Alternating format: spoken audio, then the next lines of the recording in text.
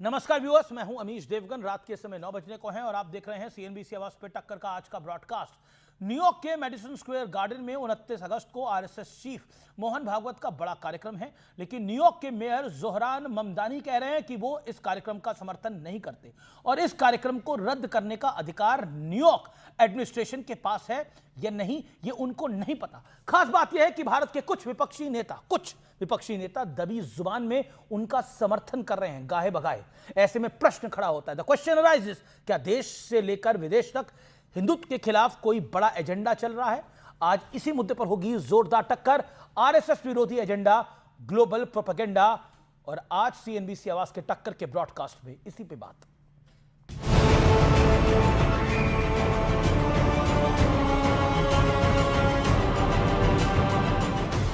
ये दुनिया के सबसे प्राचीन लोकतंत्र अमेरिका में न्यूयॉर्क सिटी के मेयर जोहरान ममदानी हैं, जिन्हें 29 अगस्त को मेडिसन स्क्वायर गार्डन में होने वाले आरएसएस प्रमुख मोहन भागवत के कार्यक्रम से मिर्ची लग रही है।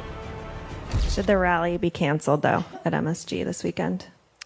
I don't support the rally, but I don't know if the city has any jurisdiction on canceling a private event. ये वही जोहरान ममदानी हैं, जिनके न्यूयॉर्क में मेयर बनने पर कथित सेकुलर ब्रिगेड ताली पीट रही थी।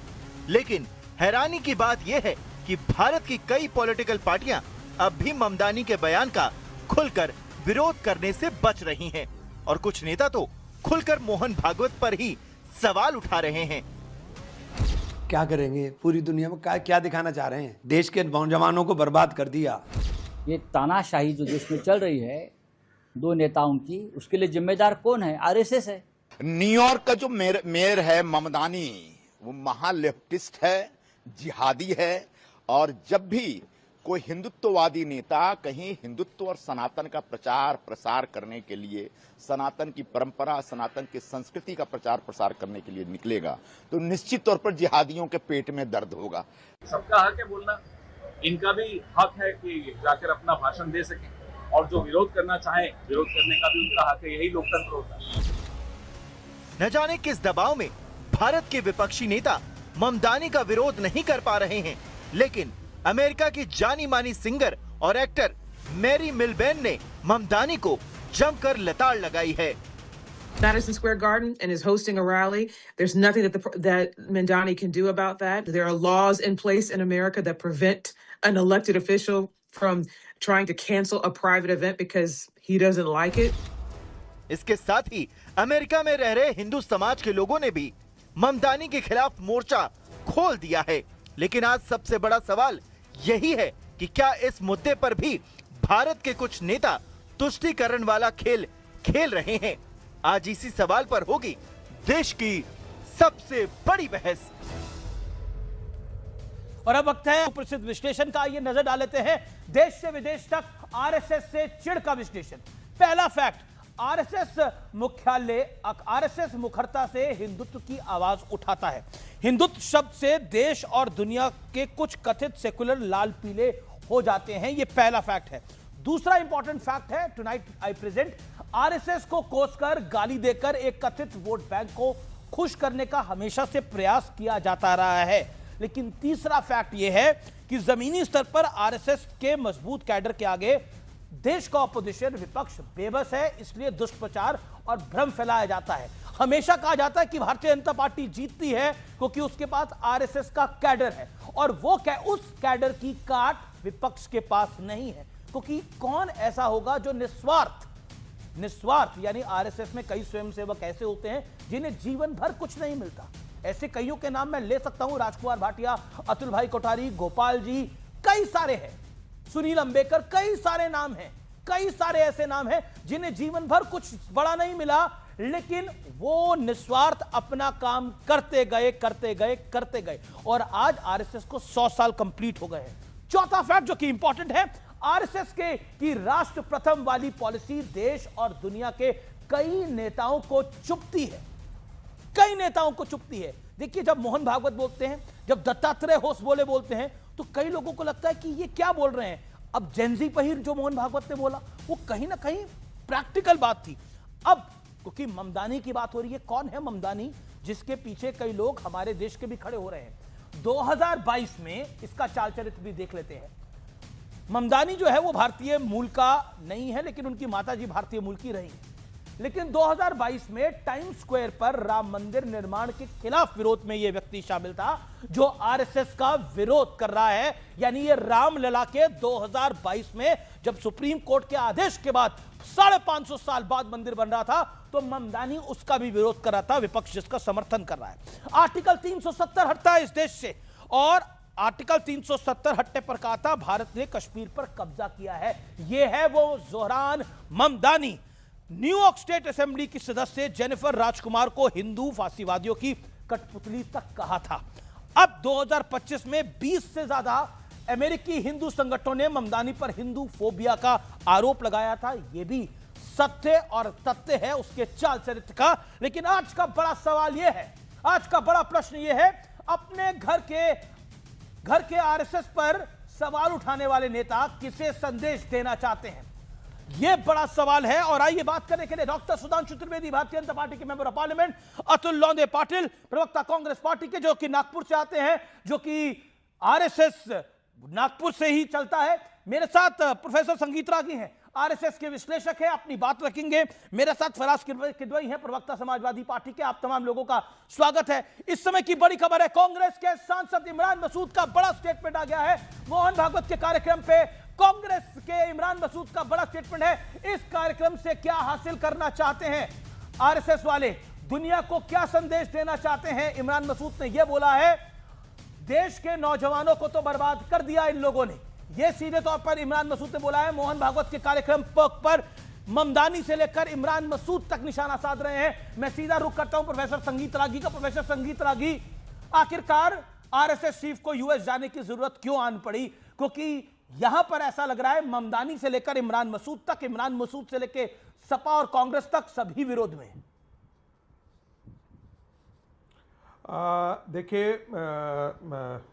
सबसे पहली बात तो कि आरएसएस जो है अपनी शताब्दी वर्ष मना रहा है, और शताब्दी वर्ष मनाने के जो ग्लोबल आउटरीच प्रोग्राम है, वर्ल्ड आउटरीच प्रोग्राम है, उसके तहत परम श्रद्धेय मोहन भागवत जी अमेरिका गए हैं, ताकि वहाँ के हिंदुओं के बीच में और अन्य समुदायों के बीच में, अन्य फेथ के बीच में जो है वो आरएसएस की अपनी बात रख सकें।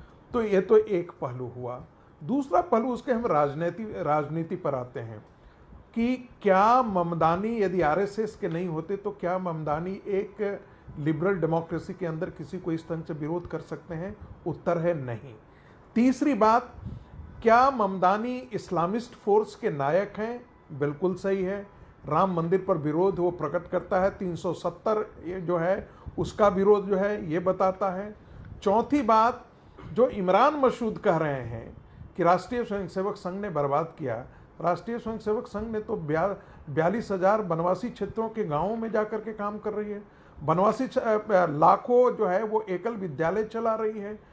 सेवा भारती और सेवा इंटरनेशनल के सहारे जो दलिन और मलिन बस्तियां हैं, जहां सेवा दल गांधी जी का सेवा दल और कांग्रेस का सेवा दल तो कहीं दिखाई नहीं दिया, वहां आरएसएस जाकर के काम कर रही है। दुनिया का सबसे बड़ा विद्यार्थियों का संगठन उसके पास है, दुनिया का सबसे बड़ा लेबर फोर्स का संगठन उसके पास है, दुनिया की सबसे बड़ी राष्ट्र सेविका समिति नाम की एक संस्था है जो महिलाओं के बीच में काम करती है। राष्ट्र निर्माण और व्यक्ति निर्माण की प्रयोगशाला है राष्ट्रीय स्वयंसेवक संघ। ठीक है, यू मेड योर पॉइंट। राष्ट्रीय स्वयंसेवक संघ न होता जी, मैं फिर कांग्रेस बीजेपी को लेता हूं। फराज किदवई, एक अंतिम बात। जी, नहीं, एक देखिए, 2 मिनट आपने बोला, 1.5-2 मिनट आपने बोला, you got your turn sir. मैं आगे मौका दूंगा ना आपको। देखिए, ऐसे अंतिम बात तो समाप्ति नहीं होती है। फराज किदवई, आगे मौका दूंगा ना। फराज किदवई, आपके पास 1 मिनट है। क्या आपको लगता है ममदानी की बात से आप एग्री करते हैं? वो व्यक्ति जो राम मंदिर के विरोध में था जब ऑनरेबल सुप्रीम कोर्ट का डिसीजन आया, तब भी। देखिए अमीश जी, मैं ना ममदानी को जानूं और ना जानूं किसी और को। आप बोल रहे हैं कि ममदानी ने उनका विरोध किया, तो हिंदूज फॉर ह्यूमन राइट्स एक संस्था है यूएस में, उसने क्यों मोहन भागवत जी की विजिट का विरोध किया? इंटरफेथ सेंटर ऑफ न्यूयॉर्क, ये क्रिश्चियंस और अन्य फेथ की जो कम्युनिटीज हैं उनसे जुड़ा हुआ है, और ये द हिंदू में छपा है हमारे भारत के अखबार में। क्यों विरोध किया? रिवर साइड चर्च ने क्यों विरोध किया? New York state council of churches ने क्यों विरोध किया? तो मतलब हिंदूज फॉर ह्यूमन राइट से लेकर के रिवर साइड चर्च तक ये सब आदरणीय मोहन भागवत जी का जो है वो विरोध कर रहे हैं। अभी आपने कहा कि कुछ भी होता है कि साहब एक वर्ग के लिए तुष्टीकरण के लिए किया जा रहा है। तो क्या तुष्टीकरण के लिए ही सरदार पटेल ने श्यामा प्रसाद मुखर्जी को चिट्ठी लिख करके ये कहा था कि the activities of the RSS constituted a clear threat to the existence of government and the state. ये क्या सरदार पटेल भी तुष्टीकरण कर रहे थे? आरएसएस का चाल चरित्र और चेहरा देखिए, ये डिबेट आपने बहुत छोटी रखी है। इस डिबेट को कम से कम 3 घंटे का होना चाहिए, तब जाकर के आरएसएस के ऊपर डिबेट पूरी होगी। और क्या कहेंगे मोहन भागवत जी वहां पर जाकर के? मोहन भागवत जी वहां पर जाकर के ये कहेंगे कि हम वो संस्था हैं जिसने जनगण मन को आइटम ऑफ एंटरटेनमेंट कहा? क्या मोहन भागवत जी यूएस में जाकर के ये कहेंगे कि हमने अपने संविधान के बारे में लिखा कि इसमें हमारा कुछ नहीं है, पेज नंबर 238? क्या मोहन भागवत जी ये कहेंगे वहां जाकर के कि हमारी संस्था ने भारत के झंडे को अशुभ कहा? क्या वो जाकर के कहेंगे? तो संविधान से लेकर के तिरंगे तक, तो ममदानी से भी आगे बढ़ गए, से लेकर के आप तो जोरान ममदानी से भी आगे बढ़ गए, आप तो ममदानी से भी आगे बढ़ गए। ममदानी तो कह रहे थे कि कार्यक्रम रद्द नहीं करा सकता। सर मैंने ये सब किताबें कोट की हैं। ओके ओके ओके ओके, किताबों में तो और भी बहुत कुछ लिखा हुआ है। Okay, I will get back to it. लेकिन okay, Sudhanshu Trivedi, okay okay, Sudhanshu Trivedi, RSS से देश में तो चिढ़ है, एक चिढ़ जो है वो ऑपोजिशन पार्टीज को है, लेकिन चिढ़ जो है वो विदेश में भी है। देखिए, जो कुछ मोहन भागवत जी की विजिट के ऊपर हो रहा है वो दर्शा रहा है कि भारत का जो स्वाभिमान जो उभर कर सामने आ रहा है और भारत के संगठित व्यवस्थित स्वाभिमान के प्रतीक के रूप में राष्ट्रीय स्वयंसेवक संघ जो काम कर रहा है, उसके खिलाफ खिसियाहट, बौखलाहट और घबराहट अब 7 समुंदर पार तक पहुंच गई है। यहां बैठे लोग तो मिमियाते थे ही, अब बाहर वाले भी बोलने लगे हैं। तो आपको समझ लेना चाहिए कि इसका मतलब अब राष्ट्रीय स्वयंसेवक संघ का वैश्विक प्रभाव हो गया है। किताबें जो किदवई साहब ने कोट की, मैं भी बहुत सारा कोट कर सकता हूं। एक मैं भी बगैर किताब देखे बोल देता हूं। 19 जुलाई 1947 को महात्मा गांधी जी ने अपनी प्रार्थना सभा में कहा है, जो complete works of Mahatma Gandhi में बिल्कुल उल्लिखित है, कि भाई भारत के झंडे में जब तक किनारे यूनियन जैक नहीं होगा तो इसमें रखने में क्या गड़बड़ है। अंग्रेजों के साथ हमारी दुश्मनी थी, हमारी दुश्मनी अंग्रेजों के झंडे के साथ नहीं थी। उनसे हमने बहुत कुछ सीखा है और वो वॉलंटरी छोड़ के जा रहे हैं। कान खोलिए और सुनिए, ये महात्मा गांधी बोले, इसलिए जो आप निकाल के इधर उधर बोलते हैं वो सब कहानी अलग है। आज वास्तविकता ये है कि 2 प्रधानमंत्री हमारे हुए जो राष्ट्रीय स्वयंसेवक संघ के पूर्णकालिक प्रचारक थे, एक स्वर्गीय अटल जी और आज एक मोदी जी। एक ने आके पोखरण विस्फोट किया, जिसने अमेरिका को इतना बड़ा झटका दिया कि 1998 मई का पोखरण विस्फोट दुनिया का पहला पोखरण विस्फोट था जो CIA को पता नहीं लग पाया till at 315 hours when Atal ji has announced कि India has conducted the nuclear test. और अमेरिका की इच्छा के विरुद्ध भारत ने कहा we are the nuclear power. सन 74 में हमने नहीं कहा था we are the nuclear power, हमने मिमियाते हुए कहा था हमने बड़ी शांतिपूर्ण काम के लिए किया है। और हमारे होने से पहले USSR और USA दोनों ने अनाउंस कर दिया था India has conducted test. Nuclear doctrine हमने 98 में दिया, 74 में नहीं। अब दूसरा आया मोदी जी, भाई साहब इसके बाद तो कहानी बदल गई। वो जो डिफेंस की खरीदारी होती थी, अमेरिका दुनिया का सबसे बड़ा खरीदार, 44% का कब्जा है डिफेंस की मार्केट पे। हमारे यहां सोचिए, हमारे साइंटिस्टों में इतना दम था, इवन कांग्रेस के दोनों हुकूमत में भी, कि सैटेलाइट्स बना लेते थे, लॉन्ग रेंज मिसाइल बनाते थे, पर असॉल्ट राइफल नहीं बना पाते थे, फाइटर प्लेन्स नहीं बना पाते थे, क्योंकि पिस्टल नहीं बनाते थे, ताकि खरीद होती रहे, चलता रहे। अब मोदी जी ने आके डिफेंस प्रोडक्शन में जो स्टेटस दिया है भारत को, और अब जो इंडिया का एरा ऑफ सॉफ्ट स्टेट खत्म हो गया कि अब पाकिस्तान आके अटैक करेगा और हम सिर्फ चिल्लाएंगे और जाके वहां न्यूयॉर्क में UN में कहेंगे हमारे साथ ये हो रहा है।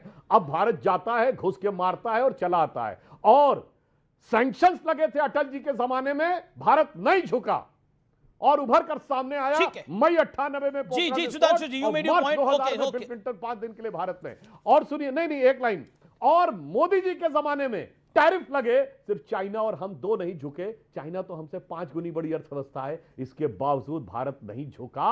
और वो नहीं झुका इसलिए कि राष्ट्रीय स्वयंसेवक संघ का संस्कार, राष्ट्रीय स्वयंसेवक संघ की प्रेरणा और उनके विचारों ने उन सरकारों की सोच में वो बात दिया है कि जो जो भारत के उभरते राष्ट्रवाद से चिंतित हैं वो सब घबराएंगे। ओके ठीक है, okay. Atul Patil respond to it. Atul Patil, अब आपके 2 मिनट हैं, अब अपनी बात को रखिएगा। क्या आपको लगता है ममदानी के पीछे खड़े होने से, ममदानी जो राम मंदिर के निर्माण के खिलाफ था, जो आर्टिकल 370 के खिलाफ था, उसके पीछे खड़े होने से क्या हासिल हो जाएगा? संघ का विरोध करिए, देश में भी आप करते आए हैं विरोध, लेकिन उनके विदेश जाने पे क्यों विरोध है? जब राहुल गांधी जा सकते हैं तो ये भी जा सकते हैं। नहीं, मैंने पहले तो कई बार सुधांशु जी को समझाया, मेरे भाई है, कि मैं अतुल लुंडे पाटिल बैठा रहा तो झूठ बोलना नहीं, लेकिन वो झूठ बोलने से बाज नहीं आते। इन्हें पता ही नहीं है कि 1974 में जब पोखरण का विस्फोट पहली बार हुआ तो डेटरेंस के लिए हुआ, और बुद्ध हंसा। सुनिए, और बुद्ध हंसा, पता ही नहीं था किसी को, पता ही नहीं चला कैसे मूवमेंट हो रही है सारे साइंटिस्टों की और कैसे विस्फोट हो गया, किसी को पता नहीं चला। 1974 जब 1998 में पोखरण का विस्फोट हुआ तो खुद अटल बिहारी वाजपेयी जी ने कहा कि ये फाइल पड़ी थी और साइंटिस्टों का कहना था कि हम न्यूक्लियर टेक्नोलॉजी में सिमुलेशन टेस्ट करके भी क्रिटिकल लेवल पर पहुंच सकते हैं, उसकी जरूरत नहीं थी। सारा क्रेडिट तो उन्होंने नरसिम्हा राव को दिया था, लेकिन ये झूठ बोलने से कभी बाज नहीं आएंगे। सीटीबीटी के बारे में बात सही है कि पूरा पक्ष और विपक्ष को साथ में उन्होंने लिया था, सर्वदलीय बैठक हुई थी और सीटीबीटी को लेकर हम साइन नहीं करेंगे, हमने एनपीटी का साइन नहीं किया था। आपको याद होगा एनपीटी का कितना प्रेशर था, उसके बावजूद हमने विस्फोट भी किया, उसके बावजूद हमने उसका इस्तेमाल भी किया और उसके बावजूद हमने एनपीटी पे साइन नहीं किया कभी। तो आप सर पे हाथ मत लगाइए, जेनजी जानता है, जेनजी जाएगा गूगल पे और सब ढूंढ लेगा। अब ममदानी क्या कहता है इससे मुझे कोई लेना देना नहीं है, लेकिन मैं कुछ तथ्य जो है हम आरएसएस का क्यों विरोध करते हैं। अभी तो गोडसे के जो परपोते हैं उन्होंने एक्सेप्ट कर लिया, गोडसे इनके स्वयंसेवक थे, क्योंकि ये रजिस्टर तो रखते नहीं है।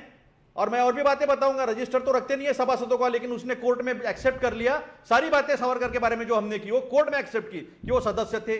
तो गोडसे ने हत्या की महात्मा गांधी जी की, पहला टेररिस्ट इंसिडेंस पूरे दुनिया में माना जा रहा है। संघ को मुस्लिम दिखते बराबर, हिंदू खतरे में जो है ध्यान में आता, लेकिन बनारस में 1700 शिवलिंग तोड़ दिए इन लोगों ने, वो इनको कभी नहीं दिखा। संघ की विचारधारा के लोग पहनावे के बारे में बहुत बात करते हैं, इसने ये पहनना चाहिए, इसने ये खाना चाहिए, उसने वो खाना चाहिए, लेकिन बलात्कारियों का सम्मान देते हैं, बलात्कारियों के गले में हार डालते, मिठाई बांटते। संघ की विचारधारा जो है वो मुस्लिम देखते हिंदू खतरे में आ जाता, लेकिन बच्चों के स्कूल टूटने से इनको कुछ नहीं लगता।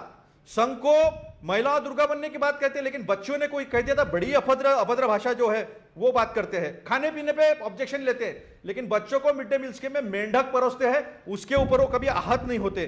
देखिए ना, संविधान को मानने का बुत करते हैं, बहुत संविधान संविधान संविधान संविधान करते हैं, लेकिन देश का एक विपक्ष का राज्यसभा का सबसे बड़ा नेता कहीं भाषण देता है तो संघ के लोग जाके उसका शुद्धिकरण करते हैं।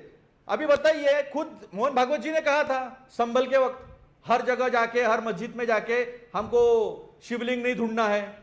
क्या हुआ? अहिल्या देवी होलकर का आपने पूरा घाट तोड़ दिया, अहिल्या देवी की मूर्ति से पैरों पे चल के लोग गए, ये सबने देखा। यानी अपनी मर्जी के लिए आप हिंदू धर्म का नाश करो, संघ चुप। बच्चों को मार रहे, संघ चुप। मेंढक खिला रहे, संघ चुप। पहनावे पे बात कर रहे, बलात्कारियों को स्वागत कर रहे, संघ चुप। तो संघ की बात हमें ना बताए, हम सच बताते हैं। और कुछ बातें फराज ने छोड़ दी थी जो मैं जोड़ता हूं। ब्रैड लैंडर, ये डेमोक्रेटिक लीडर है, न्यूयॉर्क के डेमोक्रेट लीडर है, उन्होंने कहा कि आरएसएस की लेजिटिमेसी क्या है। हम भी सवाल पूछते हैं कि आरएसएस क्या देश के कानून से, देश के संविधान से बड़ा है? आरएसएस क्यों अपना रजिस्ट्रेशन नहीं लग रहा है कि आरएसएस देश के संविधान से बड़ा है? कहां? नहीं, एक सेकंड, आपने 2.5 मिनट बोल लिया, आपको कहां से लग रहा है कि आरएसएस देश के संविधान से बड़ा है? रजिस्ट्रेशन क्यों नहीं करते? रजिस्ट्रेशन क्यों नहीं कराते अपना? तो ऐसी कोई 70 साल तो आपकी सरकार रही। एक सेकंड अतुल पाटिल, अगर आरएसएस इतना गलत कर रहा था तो 70 साल तो आपकी सरकार रही। 70 साल आपकी सरकार ने क्यों नहीं कुछ किया? Point number 1। Point number 2, RSS को 26 जनवरी की परेड में क्यों शामिल करवाना पड़ा था? क्योंकि आपके शासन को भी लगता था कि आरएसएस ने देश के लिए अच्छा काम किया है। आज भी कहीं बाढ़ आती है, आज भी कहीं त्रासदी आती है, चाहे उत्तराखंड आए, चाहे केरल आए, चाहे कश्मीर आए, तो आरएसएस का स्वयंसेवक वहां होता है, इसमें कोई दो राय नहीं है। आरएसएस वहां होता है और आरएसएस का एक कनेक्ट है, एक आरएसएस का कैडर है जो इस देश में किसी पॉलिटिकल पार्टी के पास नहीं है। मुझे मत बताना अमीश भाई, फिर मैं कुछ बोल दूंगा बुरा लग जाएगा। आरएसएस को सुधरने को मौका दिया, आरएसएस ने बहुत ग्रेट काम नहीं किया है, आरएसएस ने अंग्रेजों के साथ मिलकर काम किया है, मुखबरी के अलावा आरएसएस ने कुछ नहीं किया है। तो फिर सुनो, ये बात इंदिरा जी को पता नहीं थी, ये बात इंदिरा गांधी जी को पता नहीं थी, सरदार पटेल को पता नहीं थी, पंडित नेहरू को अरे पता मेरी नहीं बात थी, तो पूरी करने दो ना। अगर आपसे तो ज्यादा ही समझदार थे ना वो। मैं सुधार देखो कुछ पत्रकार है जो दलाली करने में ज्यादा माहिर है। हाँ होंगे, हाँ थे, बिल्कुल आपने सही कहा, थे कुछ ऐसे पत्रकार जो दलाली करने में माहिर थे, जो फोन उठा के बोलते थे हेलो हेलो गुलाम, पता है फलाना आदमी मंत्री बन रहा है, ढमकाना नहीं बन रहा। हाँ बिल्कुल दलाल थे वो, पालतू मीडिया के लोग थे, दलाल थे, गंदे थे, और सही आपने बिल्कुल पहचाना, होंगे वैसे लोग। देश को बहुत गलत रास्ते पर लेके गई है। बिल्कुल सही बात आपने बोली, बिल्कुल सही बात आपने बोली, थे ऐसे लोग। लेकिन अतुल पाटिल, फिर मेरा सवाल यही है, अगर सवाल कठिन हो, अगर सवाल कठिन हो तो इधर उधर क्यों कर रहे हैं? मैं तो आपसे सिंपल सवाल पूछ रहा हूं कि इंदिरा जी को, पंडित नेहरू जी को, सरदार पटेल जी को नहीं पता था? मैं आपसे सिंपल सवाल पूछ रहा हूं। राजीव जी को, डॉक्टर मनमोहन सिंह को नहीं पता था कि आरएसएस देश विरोधी संगठन है? जवाब दीजिए ना। मैं तो इतना सिंपल सवाल पूछ रहा हूं। सिंपल सवाल बताता हूं मैं, सिंपल सवाल देता हूं मैं। बार बार मौके दिए, सरदार वल्लभ भाई पटेल ने बैन लगाया था, नेहरू जी ने मौका दिया था। अब देखिए ये हिंदू अमेरिकन फाउंडेशन ये क्यों बोल रहे हैं? इंदिरा जी को 2 माफी पत्र लिखे थे, 2 माफी पत्र देवव्रत जी ने, बाला साहब देवव्रत जी ने 2। और आपके सुनिए एक 10 सेकंड, हिंदू फाउंडेशन ने अलर्ट जारी किया है। और सरिता पांडे जी ने कहा है, अमेरिकन इंडियन ऑपरेस्ट मदर, ये सरिता पांडे जो है वो मेडिसन स्क्वायर पे खड़ी रहती है, लेकिन हम इस बात में विश्वास रखते हैं। राहुल जी ने खुद कहा कि एक एक्सप्रेशन है, जाए वहां पर भागवत जी, नहीं जाए हमें कुछ फर्क नहीं पड़ता, उनको जो कहना है कहे। डेमोक्रेसी में सबको अपनी बात कहने का अधिकार होना चाहिए, उसका समर्थन हम करते हैं। हम विरोध नहीं करते कि कोई अपनी व्यक्ति जो अभिव्यक्ति जो है वो व्यक्त न करे, इसका हम विरोध नहीं करते। ओके सुधांशु त्रिवेदी। देखिए अतुल पाटिल जी को अननेसेसरी व्यक्तिगत टिप्पणी करने से बचना चाहिए कि साहब जब अतुल पाटिल बैठा हो तो झूठ नहीं बोलना चाहिए। अब मैं आपको बताता हूं कि आपने कितनी मूर्खतापूर्ण बात की है। आपने कहा कि 98 में अटल जी ने कहा कि हमारे पास सिमुलेशन का डाटा था, जरूरत नहीं। मैं आपको फिर मूर्ख बोलूंगा। अब बोलिए, मेरी बात पूरी होने दीजिए, पूरी होने दीजिए, दर्शकों को तय करने दीजिएगा, दर्शक तय करेंगे, ठीक है? अब बताइए, 1974 में हमने परमाणु विस्फोट किया।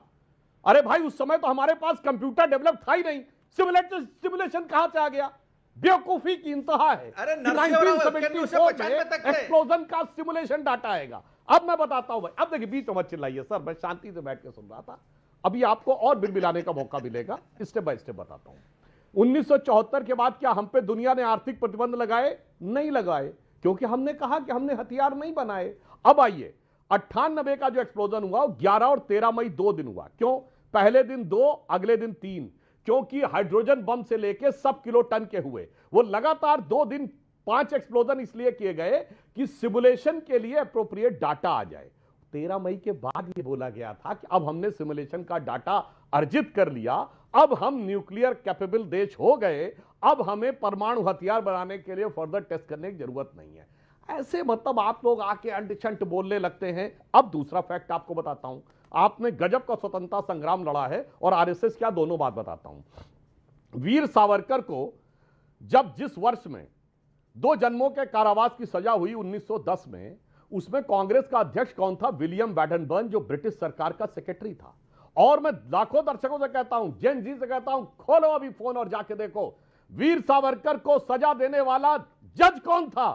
गणेश चंद्रावरकर, जो कांग्रेस का अध्यक्ष था 1904 में।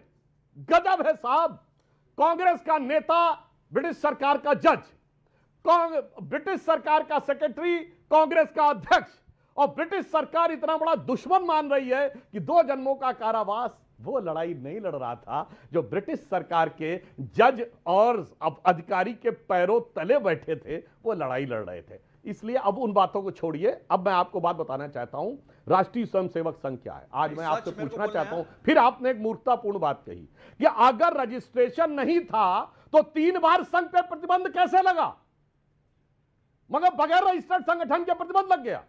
तो प्रतिबंध हवा में लगाया था क्या? और प्रतिबंध लगाने के बाद कोर्ट में जाना पड़ता है, एक ट्रिब्यूनल में उसको प्रूफ करना पड़ता है। आखिरी प्रतिबंध लगा वो हमें याद है, 16 या 17 दिसंबर 1992 को इन्होंने प्रतिबंध लगाया। बाहरी ट्रिब्यूनल में। मैं लाखों दर्शकों से कहता हूं जाके चेक करिए, ट्रिब्यूनल की एलिमेंट्री रिपोर्ट आई अप्रैल में और जून में ट्रिब्यूनल ने संघ पर लगे प्रतिबंध को खारिज करते हुए कहा कि सरकार कोई सबूत नहीं दे पाई जिससे संघ पे प्रतिबंध जस्टिफाई होता हो। मुंह की अदालत की चौखट पर औंधे मुंह गिरे। अब मैं बताना चाहता हूं जो आरएसएस ने किया है। आज पूरी दुनिया में, सिर्फ भारत में नहीं, पूरी दुनिया में अगर एक संगठन है जिसके सर्वाधिक स्कूल है तो वह विद्या भारती। इसके 30,000 स्कूल हैं, भारत ही नहीं पूरी दुनिया में कहीं नहीं। और इनके जमाने में सबसे हाई रैंकिंग जो आते थे स्कूल, जी एक सेकंड आप अपनी बात को रख लिया। अतुल लौंडे पाटिल का जवाब ले लेते हैं। एक समय सीमा को बताया ही नहीं भाई, ये तो बहुत सारा बोले थे, अभी बहुत डाटा है, अभी बहुत आप भी उतना ही बोले, वो भी उतना ही बोले। मैं सुधांशु जी आगे आपको भरपूर मौका दूंगा। अभी एक मिनट अतुल पाटिल बोल लें। अतुल पाटिल एक मेरा स्ट्रेट पॉइंट है। सुधांशु जी होल्ड ऑन। अतुल पाटिल जी मेरा एक स्ट्रेट पॉइंट है। आप कह रहे हैं ममदानी क्या कह रहा है हमें इससे कोई मतलब नहीं है, ममदानी क्या कर रहा है उससे हमें कोई मतलब नहीं है, फेयर एनफ। लेकिन क्या आपको लगता है इस देश में जो अपोजिशन ममदानी के पीछे खड़ा हो रहा है वो गलत कर रहा है? Because Mamdani is anti India. Article 370 हटने पर कहा था कि भारत ने कश्मीर पे कब्जा कर लिया है।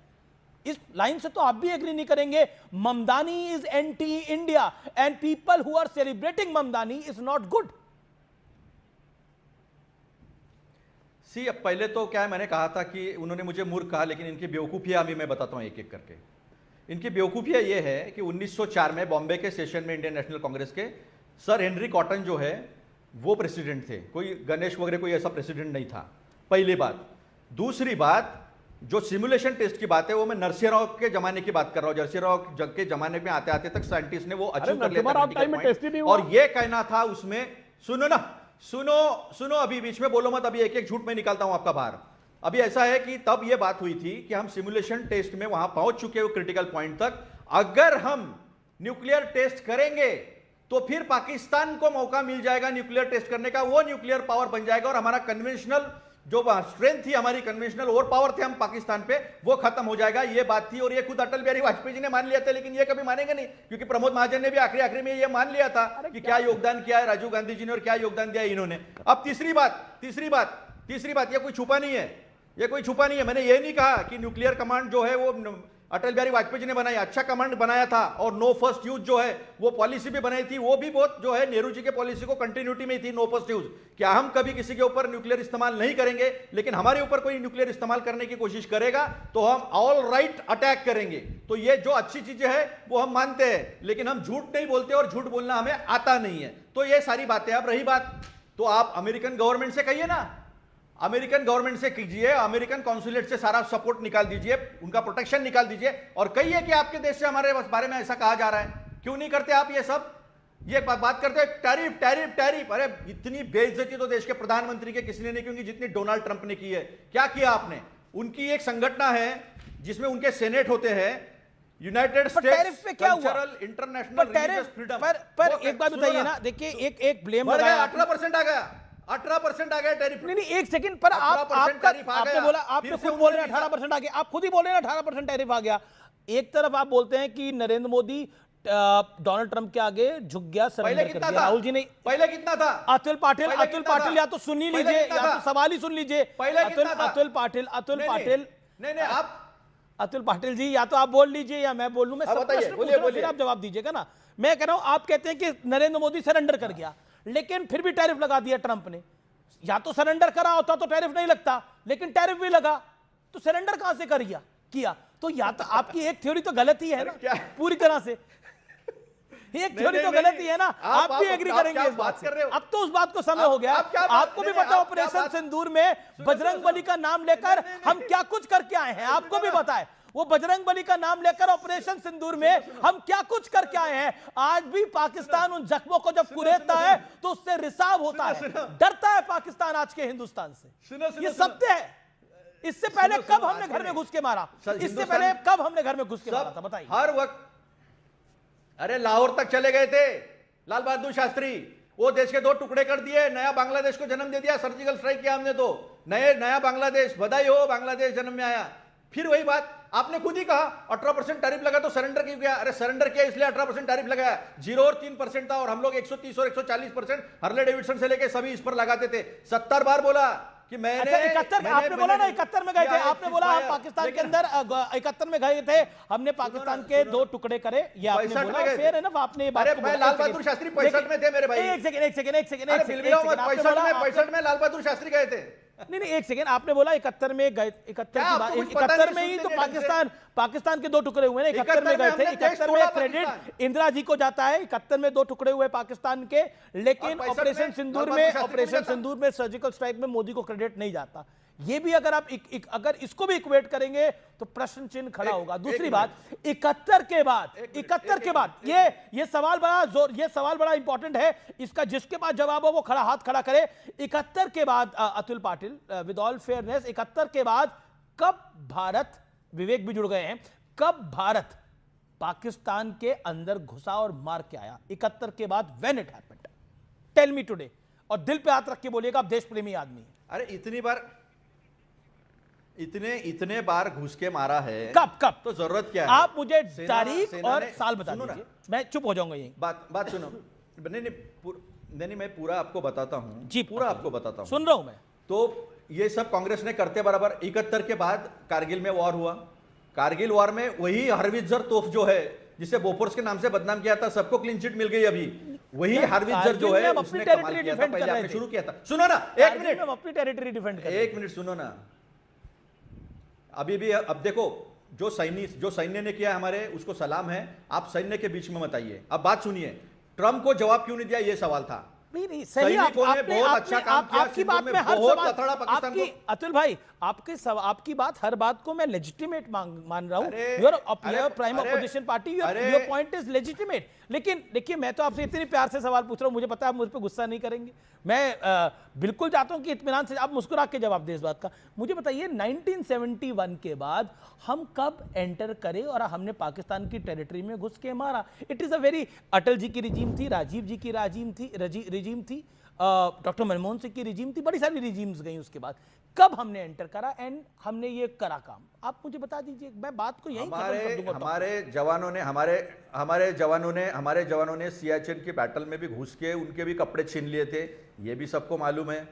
हमारे मनमोहन सिंह साहब के जमाने में तब के जितने भी जनरल्स थे वो टीवी में आकर उन्होंने बताया कि तब भी सर्जिकल स्ट्राइक हुए। हमारे 5 सिर काट के लेके गए थे, 10 सिर काट के लाए थे, लेकिन तब डिक्लेयर करने की बात नहीं। हम ब्रह्मदेश में भी घुसे थे, वहां पर भी सर्जिकल स्ट्राइक किया था। लेकिन अभी मैं टैरिफ की बात बताता हूं। सवाल कहां खड़े हुए? सवाल सिंदूर पे खड़े नहीं हुए। सवाल जो जवानों ने किया उसको सलामी है। सवाल तब खड़े हुए कि जब ट्रंप ने कहा कि मैंने सीजफायर किया, और 70 बार कहा, लेकिन मेरे प्रधानमंत्री ने गर्दन उठा के ताकत से नहीं बोला कि तू कौन होता है। सवाल तब खड़े हुए जब ट्रंप ने बोला कि मैं इसका करियर, पॉलिटिकल करियर ये खत्म कर सकता हूं, तब मेरे प्रधानमंत्री ने, मेरे देश के प्रधानमंत्री ने सर खड़ा करके उसको जवाब दिया। तब Sudhanshu Trivedi, you respond to it. Okay, audio's down. Sudhanshu Trivedi, you respond to it. लेकिन विवेक, I'll come to you. लेकिन मैं आपको एक इंटरेस्टिंग फैक्ट बताता हूं। सन 1971 के बाद भारत ने सर्जिकल स्ट्राइक करी। मैं बताता हूं, भारत ने पहले कारगिल की जंग लड़ी, अटल बिहारी वाजपेयी थी, तब हम अपनी टेरिटरी डिफेंड कर रहे थे। पाकिस्तानी सेना के भेष में आतंकवादी टाइगर हिल तक पहुंच गए थे, टाइगर हिल तक, जहां पर विक्रम बत्रा ने अपनी जान बाद में दी, उनकी शहीद हो गए वो। तब हम अपनी टेरिटरी को डिफेंड कर रहे थे। लेकिन साल गुजरे, 71 के बाद पहली बार भारत ने घुस के मारा है, वो ऑपरेशन सिंदूर में मारा है। उससे पहले सर्जिकल स्ट्राइक में हमने मारा है। उसके बीच में कोई ऐसा घटनाक्रम नहीं है जो ऑन रिकॉर्ड है। और मैं बताना चाहता हूं आपको, साल 2008 में जब 9/11 जब हुआ, जब 9/11 की घटना हुई, तब बहुत प्रेशर था यूपीए की सरकार में, बिकॉज मैं तो रिपोर्ट करता था, यूपीए की सरकार पे अथक दबाव था, लेकिन यूपीए की सरकार एक्ट नहीं कर पाई थी। और उसको मनीष तिवारी ने अपनी किताब में, बाराक ओबामा ने अपनी किताब में लिखा है, मैं उसमें विस्तार से बता के समय किसी का व्यर्थ नहीं करना चाहता। लेकिन पहली बार 71 के बाद अगर घर में घुस के मारा तो वो नरेंद्र मोदी के शासन में मारा गया। और ये सत्य और ये तथ्य है। और मैं इस बात को हर जगह बोल सकता हूं, इंदिरा गांधी के बाद अगर किसी ने करके दिखाया है तो वो नरेंद्र मोदी ने करके दिखाया है। बीच में कोई प्रधानमंत्री वो नहीं कर पाया है। ये हार्ड फैक्ट है, ये डिक्लाइन कोई नहीं कर सकता। It is a truth. और ये सत्य जो है आज से 100 साल बाद भी बोला जाता रहेगा, इसमें कोई दो राय नहीं है। जैसे 71 का बोला जाता है ना, इंदिरा गांधी थी, उन्होंने जोखिम लिया, उनको क्रेडिट जाता है। ऐसे आज के दौर में नरेंद्र मोदी को क्रेडिट जाता है। हालांकि वो डिबेट इस टॉपिक पे नहीं है। सुधांशु त्रिवेदी में क्यों पॉइंट? मैं आपसे कैमरामैन से कहूंगा जरा इस पे फोकस करिए। भाई साहब, क्यों अतुल पाटिल जी आप बिना वजह की बात पे बहस करने लगते हैं? ये देखिए, दिसंबर 1900 लाहौर कांग्रेस अधिवेशन का अध्यक्ष कौन है? एन.जी. चंद्रावरकर।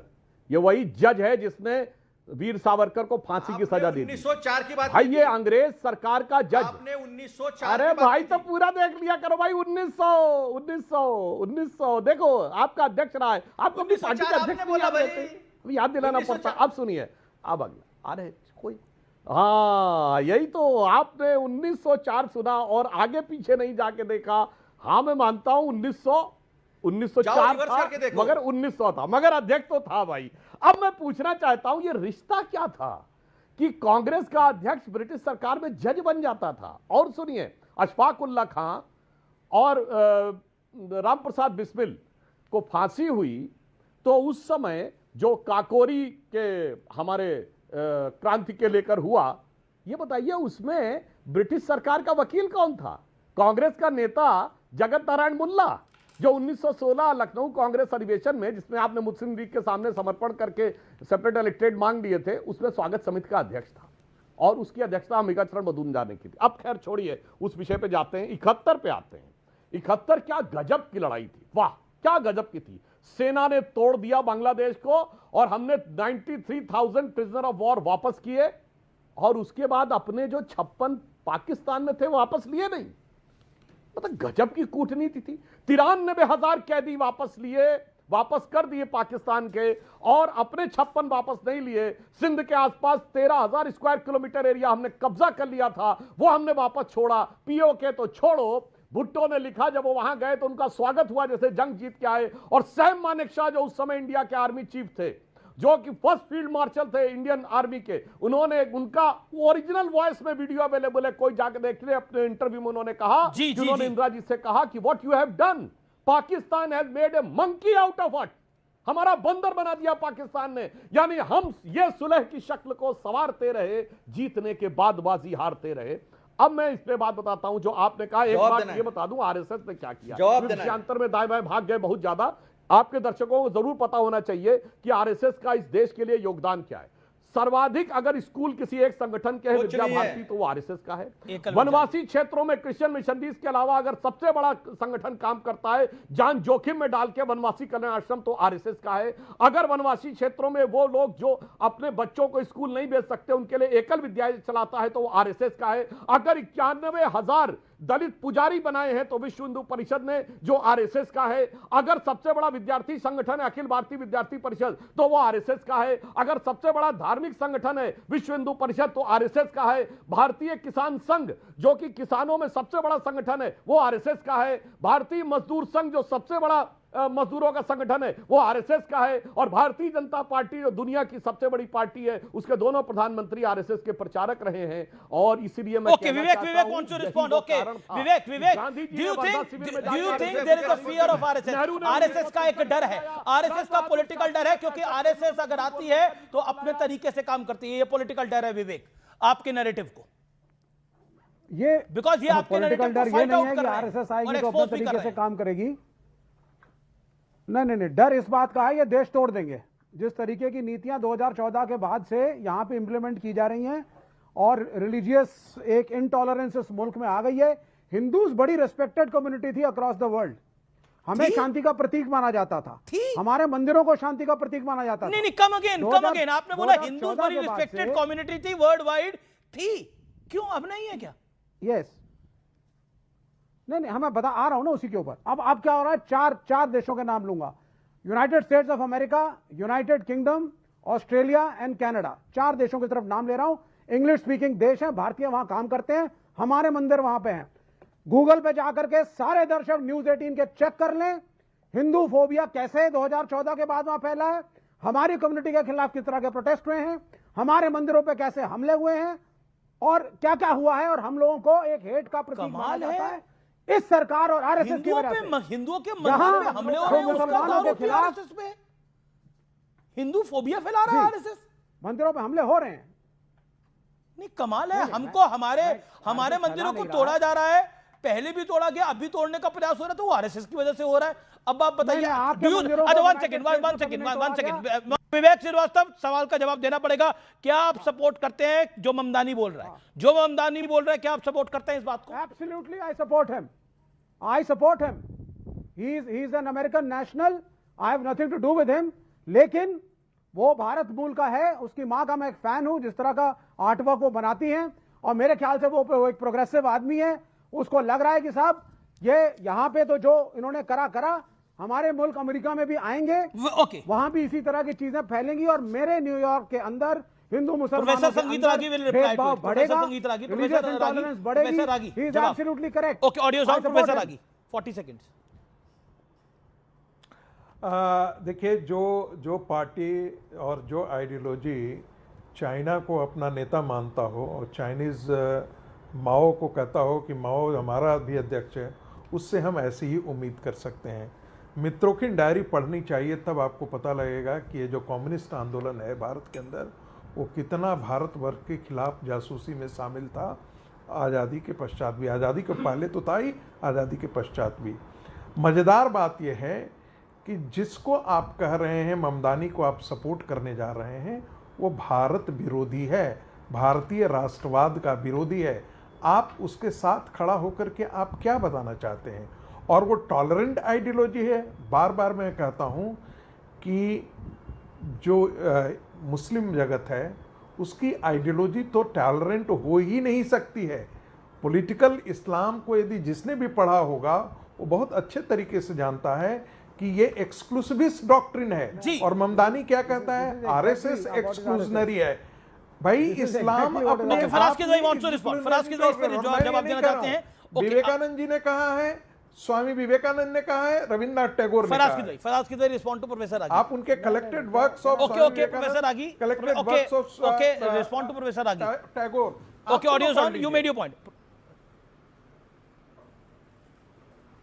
देखिए अमीर जी, आपने अभी एक सवाल उठाया, मैं आऊंगा रागी साहब के ऊपर भी आऊंगा। 1 मिनट आपके पास। 1971 के बाद से, हाँ 1971 के बाद से हमने कब घुस करके मारा? एक ऑपरेशन जिंजर हुआ था, उसको जरूर आप अपनी रिसर्च टीम से बोलिए कि इतनी देर में लाएं, और उसका मैं आपको दिखा देता हूं। इंडियन एक्सप्रेस में छपा था, operation ginger, when Indian Army killed 8 Pakistani in 2011 surgical strike. ये मैं आपको लिंक भेजूंगा अभी आपके पर्सनल मोबाइल नंबर पे अमीर जी। देखिए डिफरेंस क्या है। डिफरेंस ये है कि जब हमारी जब हमारी माताओं बहनों को धर्म पूज करके उनका सिंदूर उजाड़ा जाता है तो घुस के मारेंगे, लेकिन किसके कहने पर वो लड़ाई रोकी गई? हम उस पोजीशन में थे कि पाक ऑक्युपाइड जम्मू और कश्मीर को हम छीन लेते, लेकिन हमने क्यों रोक दिया? अमीर जी, इस बात का जवाब देना होगा इस देश के प्रधानमंत्री जी को। दूसरी बात मैं कहना चाहता हूं, प्रोफेसर रागी ने अभी कहा कि साहब स्वामी विवेकानंद जी को पढ़िए। अरे साहब, हम लोग ने स्वामी विवेकानंद जी को भी पढ़ा है और महात्मा ज्योतिबा फूले को भी पढ़ा है। जी, टाइम लिमिट है, आपने 1.5 मिनट बोला। सुधांशु जी 30 सेकंड का rebuttal. Sudhanshu Trivedi, surgical strike 2011 में भी हुई थी, पता नहीं 2009-11 के हमले के बाद, 26/11 के हमले के बाद क्यों नहीं करी गई थी कोई स्ट्राइक, मुझे नहीं पता। लेकिन जवाब ओके सुधांशु त्रिवेदी। ये फराज किदवई साहब, जो आपने न्यूज दिखाई, जरा इसकी डेट बताइए, किस डेट की छपी हुई न्यूज है, बताइए। बता रहे हैं फराज डेट। फराज किदवई साहब बताइए। मैं बता देता हूं, जो अभी आप दिखा रहे थे मैं बता देता हूं। डेट बताइए। अरे सर रुक जाइए, सर रुक जाइए, क्यों परेशान हैं आप? मैं आपको भी बता देता हूं, आप चलिए आगे बढ़िए, मैं निकाल देता हूं, डेट भी निकाल दूंगा, रुक जाइए, मैं निकाल दूंगा सर। अरे यही डेट ही में सारा झोल है, ये 100% 2016 के बाद की कॉन्कॉक्टेड न्यूज होगी, क्योंकि किसी मिलिट्री ऑफिसर ने कोई कॉन्फ्रेंस नहीं की कि हमने सर्जिकल स्ट्राइक की है जी। और मैं सबूत के साथ बोल रहा हूं, भारत के तत्कालीन सेनाध्यक्ष वायुसेना अध्यक्ष फाली होमी मेजर ने अपनी किताब में लिखा है कि 26/11 के बाद भारत की एयरफोर्स स्ट्राइक करने को तैयार थी, मगर उस गवर्नमेंट ने परमिशन नहीं जी। दी। सुधांशु जी, इस समय के इतनी इजाजत दे रहा है। हम चाहते थे ये चर्चा और आगे बढ़े। Thank you so much. आप तमाम लोगों का अच्छे मेहमान थे आज, आप तमाम सभी मेहमान अच्छे थे, बहुत बहुत शुक्रिया। हम चाहते थे चर्चा और आगे बढ़े, लेकिन समय इतनी इजाजत देता है। तो फिलहाल टक्कर में इतना ही, लेकिन एक बात सत्य और तथ्य है, it is a hard fact कि 1971 के बाद भारत ने पहली बार घुस के मारा तो ऑपरेशन सिंदूर में मारा, नरेंद्र मोदी की अगुवाई में मारा। और ये सत्य और तथ्य है, ये अडिग है, ये बदल नहीं सकता। नमस्कार, जय हिंद, वंदे मातरम।